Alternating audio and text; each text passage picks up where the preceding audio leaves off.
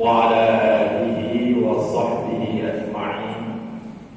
اللهم لا سهل إلا ما جعلته سهلا وأنت يا حي يا قيوم تجعل الحزن إذا شئت سهلا.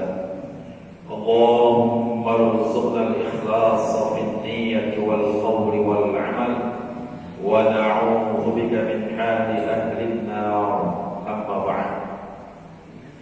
Ma'asyiral hadirin wal hadirat, jamaah salat subuh Masjid Jami Al-Ikhlas yang insyaallah dimuliakan Allah Subhanahu wa taala. Alhamdulillah, puji serta syukur kita panjatkan kepada Allah Subhanahu wa taala yang mana hingga saat ini Allah Subhanahu wa taala masih memberikan kepada kita nikmat iman, nikmat Islam, nikmat sehat walafiat serta nikmat panjang umur, sehingga kita masih diberikan kesempatan oleh Allah untuk masih bisa melaksanakan aktivitas kita, kewajiban kita, yaitu melaksanakan sholat subuh yang kita lakukan berjamaah, sekaligus menghadiri majelis taklim pada Sabtu subuh ini. Oleh karena mudah-mudahan niat dan rangka kita untuk beribadah di masjid ini senantiasa mendapatkan ridha dari Allah Subhanahu wa taala. Amin ya rabbal alamin. Salawat beserta salam semoga senantiasa terlimpah dan tercurah kepada junjungan kita Nabi besar Muhammad sallallahu alaihi wasallam beserta keluarga dan para sahabatnya dan kita sahabat yang masih istiqamah mengikuti ajarannya. Mudah-mudahan kelak kita akan mendapatkan syafaat di yaumil qiyamah nanti. Amin ya rabbal alamin. Para jamaah sekalian, insyaallah dengan Allah Subhanahu wa taala, satu kenikmatan yang sangat besar yang Allah Subhanahu wa taala berikan kepada para hamba-hambanya itu adalah apa? Manakala Allah Subhanahu wa taala memberikan kesempatan kepada kita untuk bisa bertemu, untuk bisa berjumpa, untuk bisa beribadah di bulan suci Ramadan. Ini adalah satu keistimewaan yang sangat besar yang Allah berikan kepada kita para hamba-hambanya. Karena apa? Allah Subhanahu wa taala ketika memberikan kesempatan kepada hamba-hambanya untuk bisa beribadah di bulan suci Ramadan, pada hakikatnya Allah Subhanahu wa taala mengharapkan kita semua ini menjadi hamba-hamba Allah yang beriman dan bertakwa kepada Allah Subhanahu wa taala. Karena itulah tujuan Allah Subhanahu wa taala mewajibkan kita untuk berpuasa di bulan suci Ramadan. Itu tujuannya. Disebutkan dalam Al-Qur'an apa?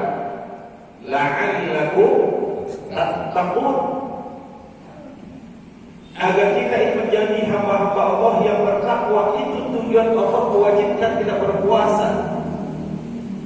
Makanya bersyukur ketika Allah Subhanahu wa taala memberikan kesempatan kepada kita untuk bisa beribadah di bulan suci Ramadan. Berapa banyak orang-orang yang berharap untuk bisa berjumpa dengan bulan suci Ramadan, untuk bisa beribadah di bulan suci Ramadan, tapi ternyata belum datang bulan suci Ramadan, ya ada meninggal dunia, ya belum datang bulan suci Ramadan, kemudian ada juga yang dikasih sakit, yang akhirnya gak bisa beribadah sebagaimana kita. Nah ini kan kita yang Allah kasih nikmat sehat walafiat panjang umur, ini kesempatan kita untuk beribadah dengan semaksimal mungkin. Kesempatan kita untuk beribadah dengan sebaik-baiknya. Pergunakan kesempatan ini, jangan kemudian kesempatan ini kita sia-siakan. Artinya ketika Allah berikan kesempatan, udah ambil. Ya. Jangan disamakan antara bulan suci Ramadan dengan bulan-bulan yang lain. Karena beda. Allah memberikan begitu banyak keistimewaan pada apa? Bulan suci Ramadan. Termasuk kata Rasul sallallahu alaihi wasallam, pahala yang dilakukan di bulan suci Ramadan, ya, pahala yang didapat bulan suci Ramadan atas amal soleh yang dilakukan, ini pahalanya besar. Dilipat gandakan berbeda dengan ibadah di luar bulan Ramadan. Beda. Bahkan kata Rasulullah SAW begini, kullu amali bani Adam yudha'af lahu. Setiap amal perbuatan manusia, amal ibadahnya itu akan dipadankan oleh Allah untuknya. Al-hasanatu bi'asyri amsalha. Kata Rasulullah, satu kebaikan yang kita lakukan akan dibalas 10 kali lipat. Ila sab'i mi'ati dhi'fin, bahkan sampai 700 kali lipat. Ini kata Rasulullah. Qala Allah Azza wa Jalla, Allah Subhanahu wa ta'ala berfirman dalam hadis qudsinya, illa shiyam fa innahu li wa ana ajzi bi. Sesungguhnya puasa itu milikku. Sesungguhnya puasa itu untukku, dan aku langsung yang akan membalasnya. Para jamaah sekalian, insyaallah dimakan Allah Subhanahu wa ta'ala. Di sini Rasulullah telah menyebutkan, jadi kebaikan apapun yang kita lakukan di luar bulan suci Ramadan, Allah menggandakan satu kebaikan dengan 10 kali lipat, bahkan sampai 700 kali lipat. Tapi Allah mengkhususkan bulan Ramadan beda. Kata Allah, illa shiyam, kecuali puasa. Puasa itu milikku. Puasa itu untukku. Sekarang logikanya kan begini. Yang mewajibkan ibadah puasa siapa? Allah. Ya, berarti ya, puasa itu milik siapa? Allah. Karena Allah yang ciptakan, Allah yang wajibkan. Termasuk begini, setiap amal saleh yang memberikan pahala siapa? Allah. Artinya kebaikan itu Allah yang ciptakan. Tapi kenapa Allah mengatakan puasa itu milikku, puasa itu untukku? Al-Imam An-Nawawi dalam kitabnya Syarah Sahih Muslim, ketika itu beliau menjelaskan, karena ibadah puasa adalah ibadah yang jauh dari niat riya. Ibadah puasa adalah ibadah yang jauh dari niat ingin dipuji oleh orang lain. Berbeda dengan ibadah-ibadah yang lainnya. Ibadah puasa bentuknya sir, bentuknya rahasia. Hanya kita dan Allah yang tahu. Ketika kita puasa, orang lain tidak tahu, kecuali kita ngomong, kita bilangin, kan begitu. Kalau kita nggak ngomong-ngomong, yang tahu siapa? Hanya kita dan Allah. Nah, bentuknya sir, inilah yang dikatakan ibadah yang jauh dari niat riya, ingin dipuji oleh orang lain. Berbeda kan? Kalau sholat bentuk ibadahnya kelihatan, ya, orang zakat kelihatan, haji, umroh kelihatan. Di situ apa? Masih bisa dan masih banyak orang yang kemudian di situ ada unsur riya dalam hatinya, ingin dipuji oleh orang lain. Ada orang bolak-balik haji, umroh, ya, ada. Kemudian apa? Ya tujuannya begitu. Ini cuma saya doang yang begini, bisa bolak-balik begini. Yang lain jarang. Nah, ini naudzubillah, kalau ada punya perasaan dia gitu, naudzubillah. Ya. Makanya beda sama puasa. Nah, makanya dikatakan seperti itu. Karena apa? Ibadah puasa adalah ibadah yang jauh dari niat riya atau ingin dipuji oleh orang lain. Ketika Allah mengatakan puasa ini untukku, jadi ada yang mengatakan puasa ini milikku, ada yang mengatakan puasa ini untukku. Kalau dikatakan puasa ini untukku, tadi sudah saya sebutkan, bukankah puasa ini yang mewajibkan Allah Subhanahu wa ta'ala? Ya. Kenapa dikatakan untukku? Apakah kemudian Allah itu butuh dengan ibadah kita? Apa Allah butuh dengan ibadah kita? Tidak. Allah Subhanahu wa ta'ala tidak butuh kepada ibadah kita. Perhatikan. Kita beribadah karena kita butuh sama Allah. nanti kemudian kita salah paham dengan meyakini bahwasanya Allah butuh dengan ibadah kita. Ketika Allah mewajibkan kita sholat, berarti apa? Allah butuh dengan sholat kita? Tidak. Ketika Allah mewajibkan kita untuk berpuasa, berarti Allah butuh dengan puasa kita? Tidak. Ketika Allah mewajibkan haji, berarti Allah butuh dengan haji kita? Tidak. Allah tidak pernah butuh kepada makhluk. Allah menciptakan makhluk bukan berarti Allah butuh kepada makhluk. Tidak. Harus dipahami itu. Ya, Allah menciptakan kita nih, bukan berarti Allah butuh sama kita. Allah menciptakan malaikat tadi, bukan berarti Allah butuh sama malaikat. Maka seandainya seluruh makhluk yang Allah ciptakan di muka bumi ini tidak ada satupun yang beriman kepada Allah Subhanahu wa taala, tetap tidak akan pernah mengurangi keagungan dan kemuliaan Allah Subhanahu wa taala. Allah tetap agung, Allah tetap mulia. Meskipun seandainya seluruh makhluk yang Allah ciptakan tidak ada yang beriman kepada Allah Subhanahu wa taala. Jadi jangan pernah kemudian kita menganggap Allah butuh dengan ibadah kita. Ini hati-hati. Orang yang menganggap Allah butuh dengan ibadahnya dikhawatirkan jatuhkan kekufuran nanti. Orang jadi sombong.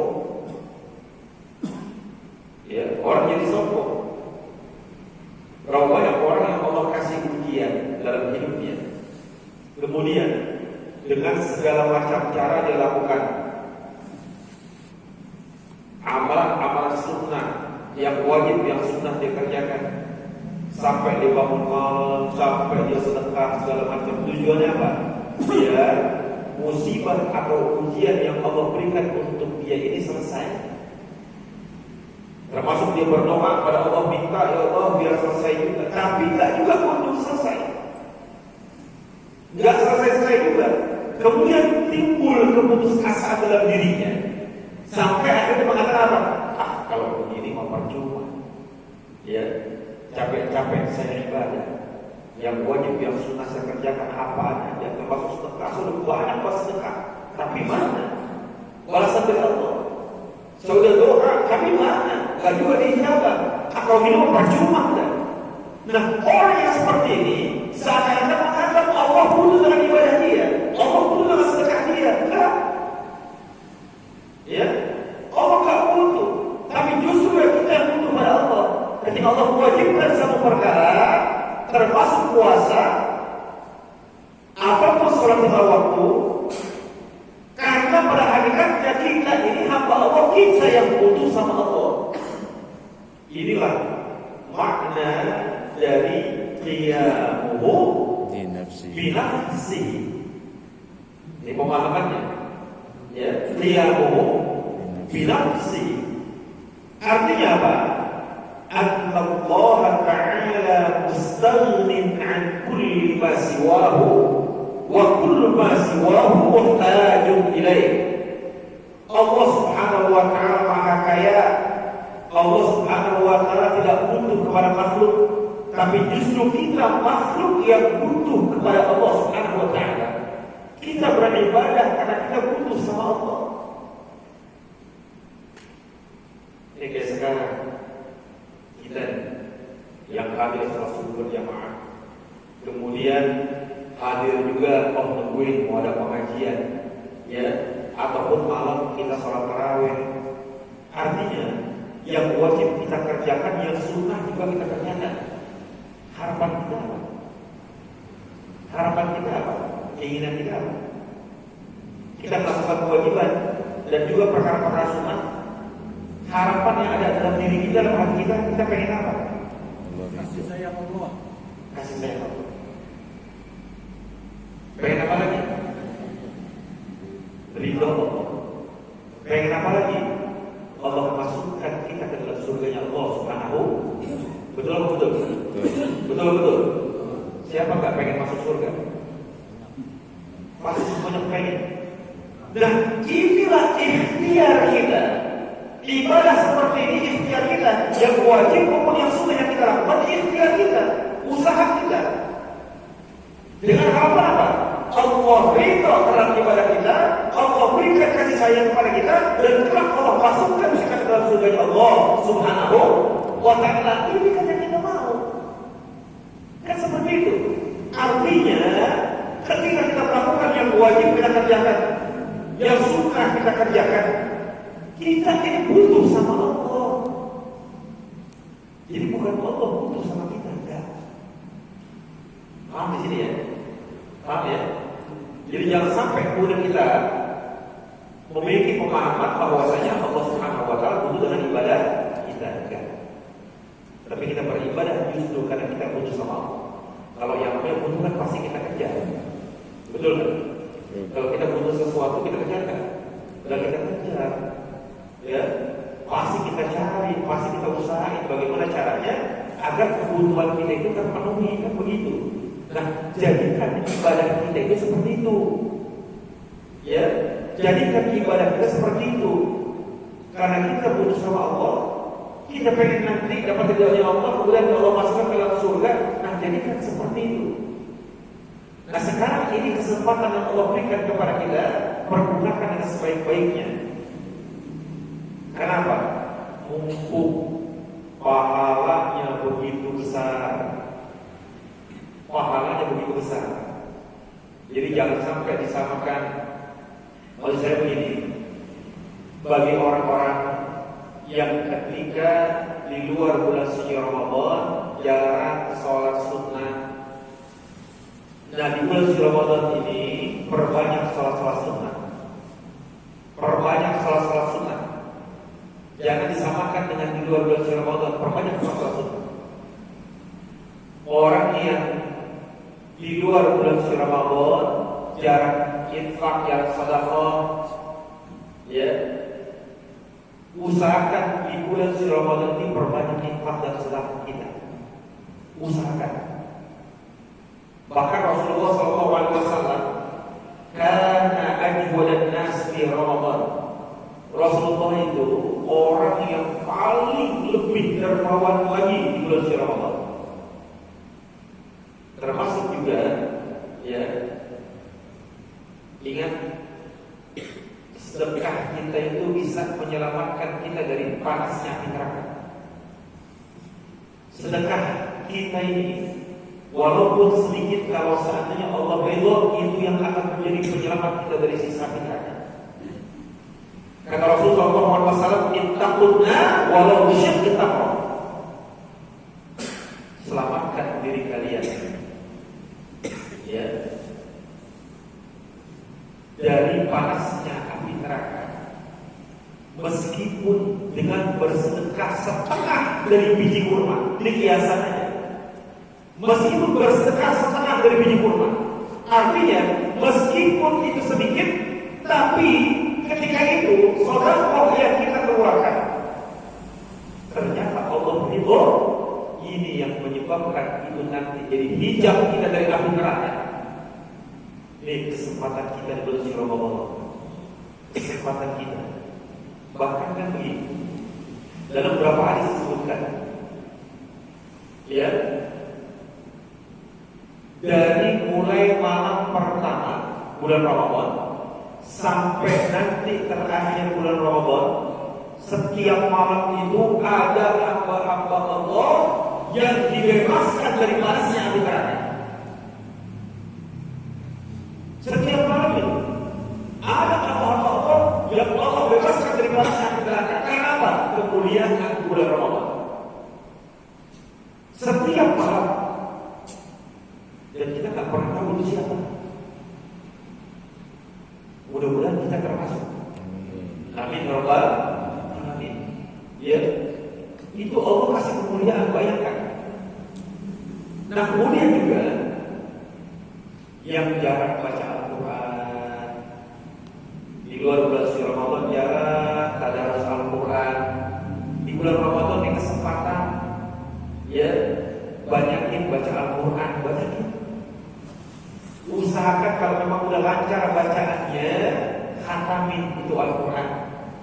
Yang udah benar-benar lancar, boleh beberapa kali khatamin itu Al-Quran. Jangan kemudian Al-Quran keseringan apa ditaruh aja di dibuat pajangan aja di rumah, ya, cuma buat ciri doang, nih agamanya Islam, nih alhamdulillah. Kebanyakan begitu. Al-Quran cuma jadi pajangan doang, ya Allah, ya, dibacakan Al-Quran, beneran. Kalau beneran alhamdulillah. Kalau ada yang masih jarang baca, kita doa sama-sama. Kita minta pada Allah Subhanahu wa taala, mudah-mudahan mulai hari ini dan selamanya Allah Subhanahu wa taala memberikan kemudahan kepada kita untuk senantiasa membaca Al-Quran. Amin ya rabbal alamin. Ya, yang mudah-mudahan kita masuk kategori ahli Quran. Gak apa-apa, yang penting kita cinta dulu, yang penting kita senang dulu.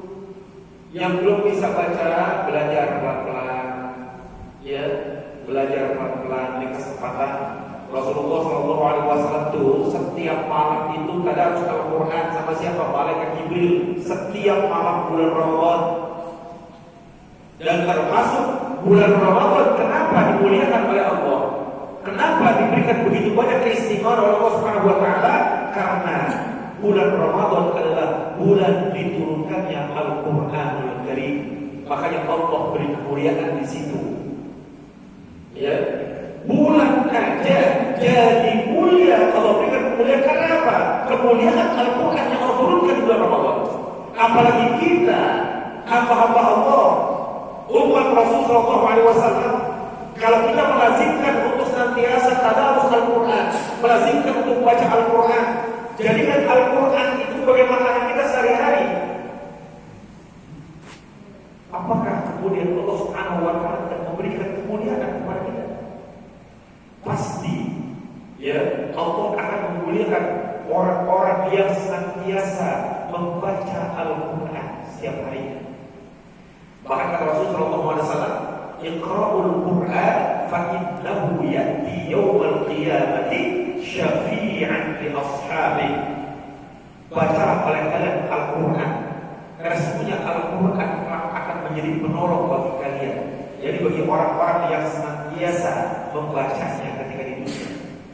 Gak apa-apa kita gak paham, ya, kita belum paham bagi masalah. Yang penting kita baca itu Al-Quran. Urusan pemahaman, urusan belakangan. Nah, nanti kita paham kemana? Pahamnya kalau kita hadir di majlis taklim, pahamnya ketika hadir di pengajian begitu. Karena kalau kita orang awam bukan kapasitas kita, makanya hati-hati juga jangan sampai kemudian orang terjerumus untuk memaknai Al-Quran secara harfiah. Berapa banyak orang yang akhirnya jadi keblinger cuma gara-gara apa? Membaca Al-Quran, dia pahamin artinya sendiri tanpa merujuk kepada pendapat para ulama yang akhirnya menjadikan keblinger pemahamannya. Di Al-Quran ada ayat muhkamat, ada ayat mutasyabihat. Ya, yang repot ini ketika menafsirkan ayat-ayat mutasyabihat. Yang bahaya, contohnya yadullah fawqa aydihim, kemudian diartikan tangan Allah di atas tangan mereka. Emang Allah punya tangan? Orang yang menisbatkan tangan bagi Allah murtad. Allah laisa kamitslihi syai'.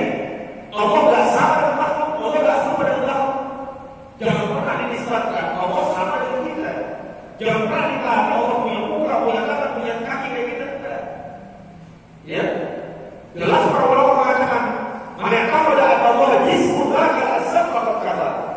Orang yang meyakini Allah punya jism, punya anggota badan, punya anggota tubuh, muka, tangan, kuping, dan lain sebagainya.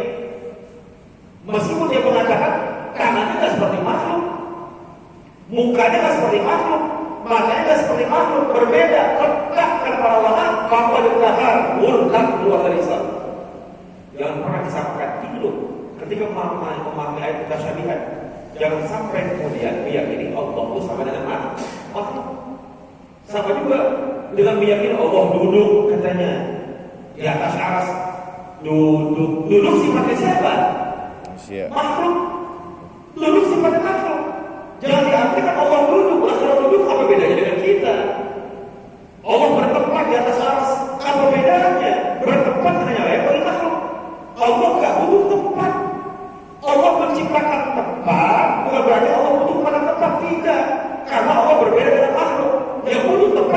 makhluk Allah nggak butuh tempat, karena Allah ada tanpa tempat, Allah ada tanpa arah.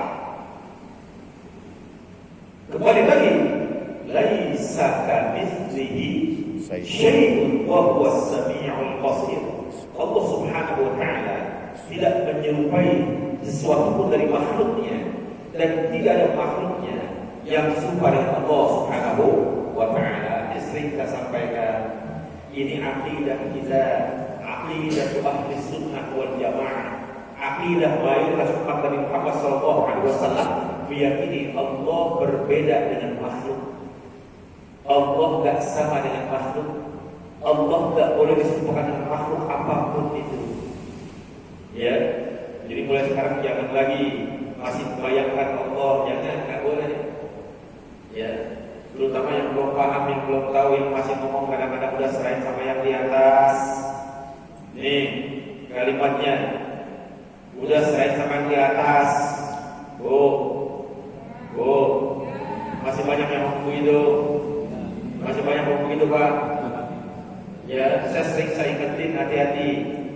Kalau kita meyakini yang di atas, udah serahin sama yang di atas, kemudian meyakini yang di atas adalah Allah, wajib syahadat lagi. Wajib syahadat lagi. Berarti apa? Menunjukkan Allah itu bertempat. Tempat hanya layak bagi makhluk, dan Allah tidak butuh kepada tempat. Ketika Allah menciptakan makhluk, kembali lagi, bukan berarti Allah butuh kepada makhluk, tidak. Ya. Makanya Sayyidina Ali bin Abi Thalib karramallahu wajhah, beliau menjelaskan apa? Inna Allaha khalaqal 'arsya idharan li qudratihi wa lam yattakhidhu makanan li dzatihi.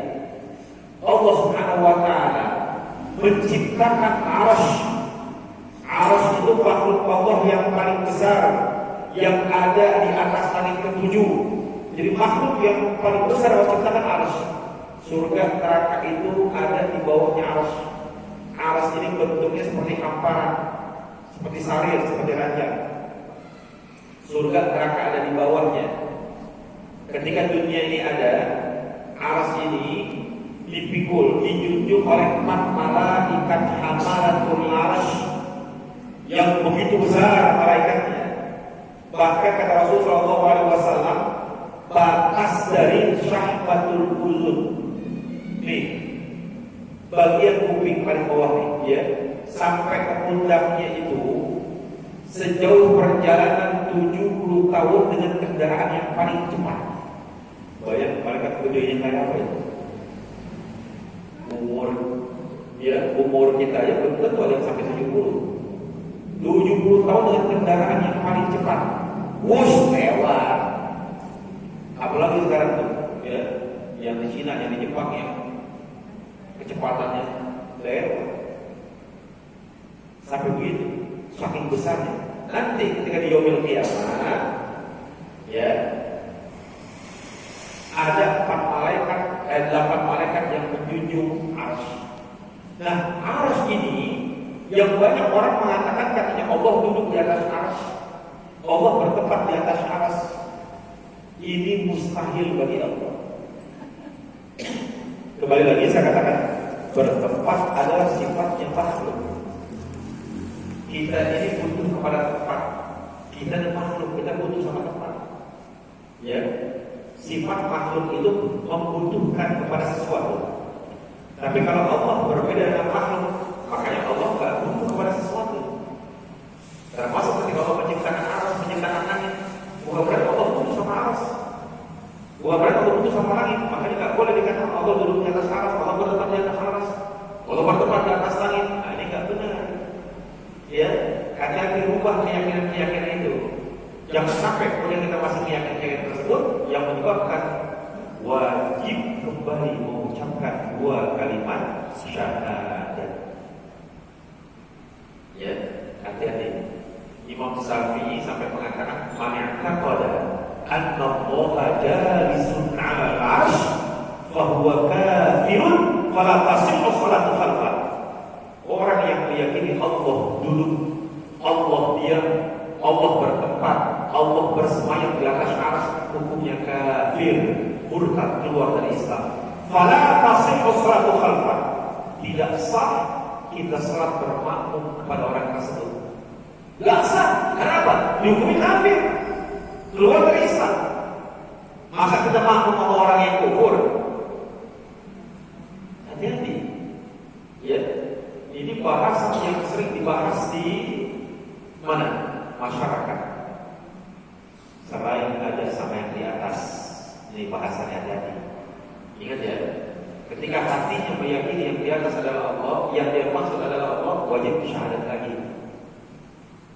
Jangan aman-aman aja menganggap apa? Oh, yang penting saya muslim, yang penting saya sholat, yang penting saya puasa. Tapi kalau nggak paham masalah kekufuran, jangan harap selamat. Makanya pentingnya ngaji begitu. Kenapa Rasulullah mengatakan kalau ilmu fardhu 'ala kulli muslim? Mempelajari ilmu agama punya wajib bagi setiap muslim, baik laki-laki maupun perempuan. Karena ini fadilahnya, keutamaannya. Makanya kenapa Imam Bukhari dalam kitab sahihnya itu ada satu bab namanya babul ilmi qabla al-qawl wal 'amal. Bab akan pentingnya ilmu yang berkenaan dengan ucapan dan perbuatan. Artinya sebelum kita berbuat, sebelum kita mengucapkan sesuatu harus ada ilmunya. Kenapa? Fa kullu man bi ghairi ilmin ya'malu 'amalu mardudatun la tuqbalu. Setiap orang yang beramal, yang beribadah tanpa didasari ilmu, maka amalnya akan menjadi satu sia-siaan. Amalnya tidak sempurna, bahkan dikhawatirkan sia-sia, tidak diterima oleh Allah, dikhawatirkan begitu. Paham ya? Nah, penting ya. Jadi jangan menganggap kemudian begini, yang penting sholat selesai, yang penting puasa Ramadan selesai, semuanya butuh ilmu. Orang sholat aja gak ada ilmunya, gak sah. Orang puasa aja gak ada ilmunya, gak sah. Kenapa? Dia gak tahu hukumnya. Jadi banyak orang awam akan beranggapan begini, urusan dunia mah ada aturannya, urusan akhirat gak ada aturannya. Alhamdulillah kita. Orang masuk surga aja ada aturannya. Jangan urusan dunia dulu, urusan dunia nih, apa-apa ada aturannya. Ya, ya kita ngurus KTP aja, RT, RW, ada prosedurnya, kan begitu. Baru kemudian apa? Kelurahan. Mau ngurus kakak sama, ada prosedurnya semua. Bibi bisa nggak kira-kira? Kalau misalnya langsung aja ke kelurahan, tanpa ada surat penunjukan RT RW, bisa nggak? Nggak bisa. Kan begitu, ada prosedurnya. Artinya ada aturan-aturan yang berlaku untuk urusan dunia, apalagi urusan akhirat. Jangan ini malah salah. Urusan akhirat dianggap seakan-akan nggak ada aturannya, nggak perlu belajar. Bodoh namanya ini. Dan banyak di luar yang berpaham seperti itu. Yang penting sholat selesai, yang penting puasa Ramadan selesai, yang penting haji umrah selesai. Nggak begitu caranya. Tetap kewajiban kita belajar. Dari belajar inilah kita punya ilmu. Dari ilmu inilah kemudian kita terapkan dalam ibadah kita, yang menjadikan ibadah kita diterima oleh Allah Subhanahu wa Ta'ala. Itu. Ya. Jadi saya mau mengingatkan begini, urusan dunia boleh kita cari, silakan cari sebanyak-banyak, tidak jadi masalah. Kita mau jadi orang kaya, gitu istilahnya secara materi boleh, silakan. Tapi urusan akhirat jangan lupa, urusan akhirat jangan ditinggal, kewajiban jangan ditinggal. Sesibuk apapun kita yang namanya sholat 5 waktu jangan ditinggal. Ini kadang-kadang kalah kita, ya. Lagi pergi-pergian, lagi ada acara, kemudian apa? Sholat malah ditinggal. Betul. Banyak yang begitu. Ini ibu-ibu juga kebanyakan hadis salih. Saya selalu ingetin di zaman-zaman saya ibu-ibu. Mau pergi-pergian silakan, mau ada ziarah, mau ada tur silakan. Tapi waktunya sholat ya sholat. Jangan ribet sama dandanan, paham? Ribet sama riasan, ribet sama pedang, pedang gua luntur lagi nih, ya. Udah cakep-cakep repot, kan alis gua luntur lagi alis kan dipikirin. Nggak punya alis. Nggak punya alis. Ya. Ini kebanyakan begitu. Saya omelin itu. Saya bilang lebih mengutamakan disiksa nanti di akhirat dibandingkan apa? Kecantikan. Ya. Nah ini kan banyak seperti itu. Kadang-kadang udah gampang, kalian sholatnya di rumah. Udah sholatnya di rumah. Lah iya. Sholat zuhur kalian di rumah, dan sampai rumah dia tahu pasti sore, yang punya asar, kok nggak malam. Nah coba berapa waktu yang lewat itu? Ya Allah, na'udzubillah min. Jangan begitu lagi. Ya, waktunya sholat udah sholat. Dan mah udah gak usah diurusin. Apalagi udah pada lampu. Paham? Ya, yang perempuan udah pada nikah, udah punya laki. Mau ngejek sama siapa lagi? Nah, yang suami juga sama laki-laki. Kalau udah lampu udah punya bini, mau ngapain? Ya, masa masih ngarepin yang lain? Kan begitu? Hah? Ya, buat apa? Udah. Makanya urusan dunia udah. Ya, urusan akhirat kita utamakan. Maka insya Allah nanti urusan akhirat kita pun diutamakan oleh Allah. Amin. Urusan akhirat kita perjuangkan, nanti insya Allah di akhirat juga kita perjuangkan oleh Allah. Kalau sekarang sholat yang kita abaikan, bagaimana nanti kita pun diberikan keselamatan? Betul? Betul. Betul? Betul. Ya, na'udzubillah min dzalik. Jangan yang sering tinggalin sholat mulai dari sekarang taubat. Yang masih sering tinggalin sholat mulai sekarang taubat, minta ampun sama Allah. Ya, minta ampun sama Allah. Kemudian niat dalam hati gak akan pernah tinggalin sholat lagi. Timbulkan dalam diri kita keyakinan bahwasanya kita gak akan pernah tinggalin sholat lagi. Maka insya Allah itu nanti kita ya pas masuk waktu sholat, terkadang tak pernah sholat lagi. Jadi takut. Orang kalau udah sekali, dua kali nyepelin remnya terus sampai nanti ya begitu. Termasuk maaf, puasa di bulan Ramadan juga sama nih. Orang udah sekali, dua kali ngebatalin puasa, akhirnya terus itu. Betul kan? Betul kan? Udah sekali, dua kali terus. Udah kita temennya sehat lagi banyak banget. Ya, sebenarnya sehat lagi. Ngajok-ngajokin ya bang. Ya, teman-teman kerjaannya udah kuat banget. Udah lu ngapain aja udah. Nongkrong, ada kopi. Akhirnya ngikut aja. Yang tadi dari rumah dia pas sahur. Kemudian bohong sama keluarganya, bohong sama istrinya itu, bohong sama istrinya. Orang kalau udah nggak amanah sama Allah, bagaimana mau amanah sama pasangan? Tuh, perhatiin. Orang kalau sama Allah yang udah nggak amanah, bagaimana mau amanah sama pasangan? Betul nggak? Betul. Aku sendiri ya. Ya, kalau udah nggak amanah sama Allah, gimana mau amanah sama pasangan? Ya. Allah aja dibohongin. Gimana bininya? Gimana suaminya? Apa bu? Bu, nah, sering bohongin suami bu? Hah? Betul katanya. Enggak salah. Ya Allah. Lakinya pelit kali. Makanya Lakinya pelit kali. saya cuma mau ngingetin begini. Mumpung kesempatan bulan Ramadan sekarang ini, ya, pergunakan yang sebaik-baiknya. Yang kita mampu kita kerjakan itu yang kita rutinin. Yang belum bisa baca Al-Quran, belum lancar, banyakin sholat sunnah. Banyakin sholat sunnah. Apalagi dia punya uang, banyak juga infak sedekah, banyakin.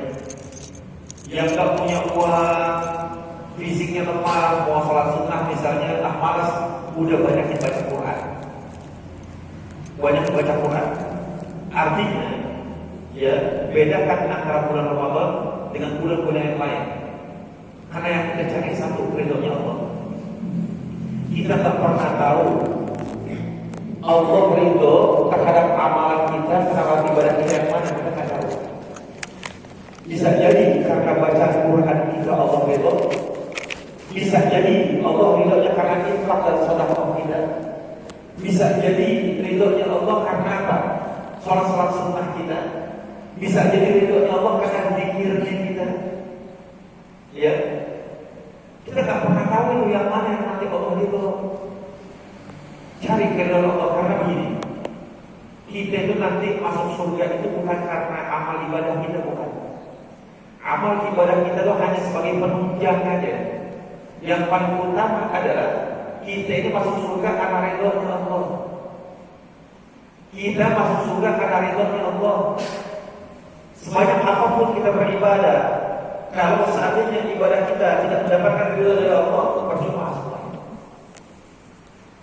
Ada satu amalan meskipun sedikit tapi Allah ridho, insya Allah itu yang menjadikan kita masuk dalam surga.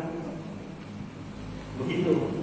Makanya ya pergunakan sebaik-baiknya udah. Apapun yang kita bisa, kita zikir aja banyakin. Sambil kerja, bawa tasbih itu zikirnya banyakin. Usah saya belum bisa baca Quran. Zikir aja banyakin. Ya, oh subhanallah, subhanallah, subhanallah. Salawat banyakin. Begitu. Yang bisa baca Al-Quran, baca Al-Quran, yang khatam itu Al-Quran. Yang banyak duitnya, infak sedekah banyak duitnya keluar. Ya. Jadi begitu, usahakan apapun yang kita mampu, yang kita bisa itu kita lakukan. Dengan harapan mudah-mudahan Allah ridho dengan ibadah kita. Amin ya rabbal alamin. Itu kita cari. Gitu ya. Mau apa? Ada pertanyaan? Mau ada pertanyaan? Ini nggak ada teh. Boleh Ustaz. Ustaz boleh Ustaz. Ya. Akhirnya ada satu pertanyaan juga dari diri saya. Ya. Allah jadi ada di mana? Allah di mana Terus dengan keyakinan saya menjawab terhadap itu saya bilang Allah sangat dekat, jauh lebih dekat dibanding surat kali ini. Cuma begitu Bapak. Terima kasih. Wassalamualaikum warahmatullahi wabarakatuh. Waalaikumsalam warahmatullahi wabarakatuh. Ini yang menjadi permasalahan bagi orang tua dimanapun. Ya, ketika kita ngaji tauhid, belajar tauhid, kemudian kita meyakini Allah beda dengan makhluk, Allah nggak sama dengan makhluk. Nggak boleh dikatakan Allah ada di atas aras, di atas langit. Nggak boleh diyakini Allah ada dalam hati kita, menyatu dengan diri kita. Akhirnya menjadi pertanyaan. Anak-anak kecil suka nanya begitu. Terus Allah ada di mana? Kan begitu. Kita, pengalaman saya ajarkan anak-anak, saya tanamkan keyakinan Allah ada tanpa tempat, Allah ada tanpa arah. Terus Allah ada di mana jadinya? Tanya lagi, ya. Kita bilang Allah itu beda dengan kita. Allah berbeda dengan kita. Kita itu harus dilakukan. Kalau kita ini namanya makhluk, kita ini diciptakan sama Allah. Allah itu yang menciptakan kita. Beda yang menciptakan dengan yang diciptakan. Itu sering saya ulang-ulang. Jadi nggak boleh ditanya Allah di mana, nggak boleh. Kita larang begitu, nggak boleh dipertanyakan Allah di mana. Cukup kita yakinin Allah itu ada dan Allah Maha tahu apa yang kita lakukan, yang kita kerjakan. Allah Maha tahu. Ulama-ulama dulu ketika tanya begitu, ya, orang-orang tua kita dulu itu ngaji tauhid sama, wujud kita belakang. Bahkan mereka mengatakan Allah itu udah wajib berwujud, begitu aja udah. Allah wajib adanya udah. Jangan tanpa dipertanyakan di mana adanya. Nah, orang tua dulu gitu, ayah saya, bumi saya semua gitu. Udah Allah wajib berwujud, wajib adanya. Tanpa harus dipertanyakan di mana adanya Allah, tak boleh. Ya, seandainya kalau seperti itu, Allah itu dekat, bahkan lebih dekat dari umat dari kita. Kadang dia masih tanya depan kita, di mana? Enggak. Balikin lagi, ya. Allah itu dekat. Maksudnya Allah enggak sama dengan makhluk. Dekatnya Allah itu kasih sayangnya kepada kita. Dan enggak boleh lagi ditanyakan di mana Allah, karena Allah itu enggak sama dengan kita. Jadi dia ulang-ulang. Allah beda dengan kita. Diulang-ulang itu nanti dia paham Allah. Lama-lama paham. Kamu nggak boleh bilang terserah yang di atas. Kamu nggak boleh bilang Allah ada di atas, nggak boleh. Ya, itu sering ulang-ulang, Insya Allah paham. Insya Allah paham. Karena sekali dua kali pasti masih tanya lagi, namanya anak. Ya, tapi lama-kelamaan kita sering jelasin itu paham. Dan itu yang saya alami. Termasuk teman-teman saya juga semua begitu sama. Karena anak-anak kecil kan kritis nih. Ya, ada aja bertanya. Ya mereka mah istilahnya belum dikatakan mukalaf. Ya, karena belum balik. Yang biasa kritis, kalau yang anak udah balik kita aja ngomong udah nyambung ya.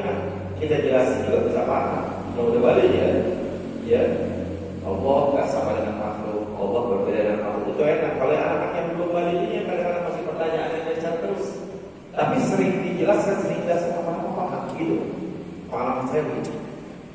Gitu ya. Ya. Mungkin satu kesempatan lagi bagi siapa yang ingin bertanya sebelum kita tutup dengan doa. Dari segala hukum, demikianlah jazakumullah khairan katsiran atas kemuliaan hasanah yang telah disampaikan. Semoga apa yang kita dengarkan akan kita simak menjadikan semangat kita untuk beribadah kita sesuai Ramadan ini. Kita lakukan dengan doa mungkin dipimpin oleh Ustaz. Alhamdulillah rabbil alamin, hamdan yuwafi ni'amahu wa yukafi masidah. Ya Rabbana lakal hamdu wa lakal syukru wa lakal mulku kama yanbaghi li jalali wajhikal karim wa li'azimi sultanik. Allahumma ighfir lana dhunubana wa liwalidina warhamna warhamhum kama rabbawna shighara wa li jami'il muslimina wal muslimat wal mu'minina wal mu'minat al ahya'i wal amwat. Rabbana zidna 'ilman nafi'an warzuqna fahman jayyidan. Allahumma anfa'na bima 'allamtana wa 'allimna ma yanfa'una wa zidna 'ilman yanfa'una. Allahumma inna na'udzu bika min 'ilmin la yanfa' wa min qalbin la yakhsha wa min nafsin la tashba' wa min du'a'in la yustajab lahu. Allahumma faqihna fid din, Allahumma faqihna fid din, Allahumma faqihna fid din wa 'allimna ta'wil al-kitab bi rahmatika ya arhamar rahimin. Rabbana atina fid dunya hasanah wa fil akhirati hasanah wa qina 'adzaban nar. Wa sallallahu ala sayyidina Muhammadin wa ala alihi wa sahbihi wasallam walhamdulillahi rabbil alamin. Assalamualaikum warahmatullahi wabarakatuh. Waalaikumsalam warahmatullahi wabarakatuh. Bagi suku kita pada pagi hari ini dan diinformasikan kembali bagi jamaah untuk kajian subuh spesial Ramadan selanjutnya, yaitu pada besok hari Ahad tanggal 1 Maret tahun 2026 dengan pemateri Profesor